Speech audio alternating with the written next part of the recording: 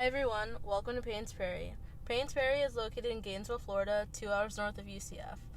It's also located in my hometown and is one of my favorite nature spots. Go Gators! If you've ever driven on I-75 and passed through Payne's Prairie, this trail is located on the north end.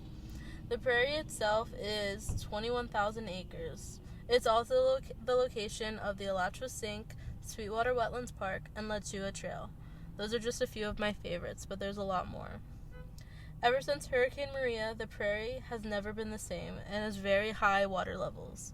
You actually used to be able to walk within the prairie, outside the boardwalk of the Lachua Trail, and like a lot more in depth on the other trails, but because of the high water levels, it makes it impossible.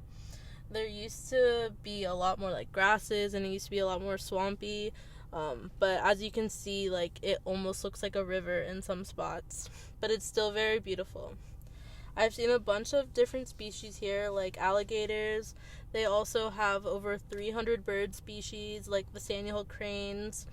There's also deer and hogs and a bunch of other animals. There's actually a group of wild horses that I've had the pleasure of seeing a few times, and there's also bison, which is cool because a lot of people don't know that. Both the bison and the horses were introduced by the Spanish. I've never been lucky enough to see the bison, but I know a lot of people who have seen them. The American alligator, aka Alligator mississippiensis, is a keystone species, being the top predator in the system. Fun fact, alligators were once on the endangered species list in the early 1970s, which is surprising now because there's so many of them, especially in Florida. You never know where you might see a gator. Wetlands, there's woodlands, there's swamp, there's a lot. Plant-wise, there's a ton of palms, Spanish moss, there's gopher apple, inkberry, a lot of natives, a few invasive. Payne's Prairie is a state reserve and U.S. natural landmark, so it's controlled by the state. It has been conquered in several ways, such as the construction of highways like 441 and I-75, which pretty much divides the prairie into thirds, or the addition of the boardwalks and trails that you see in this video. Right outside of the prairie, there's a bunch of neighborhoods, and of course, there's pollution and runoff. During my walk, I came across a lot of trash and picked it up as I saw it, but not a lot of people would do the same.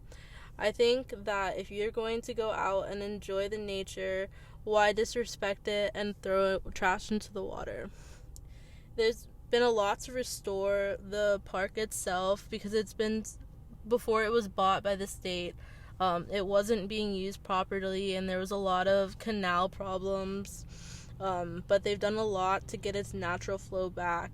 In addition to help with that flow, they've added the Sweetwater Wetlands Park in 2015, which helps filter the water. Overall, there's a lot to see in Payne's Prairie, and if you ever make a stop in Gainesville, it's a must-see. Thanks for watching. Bye.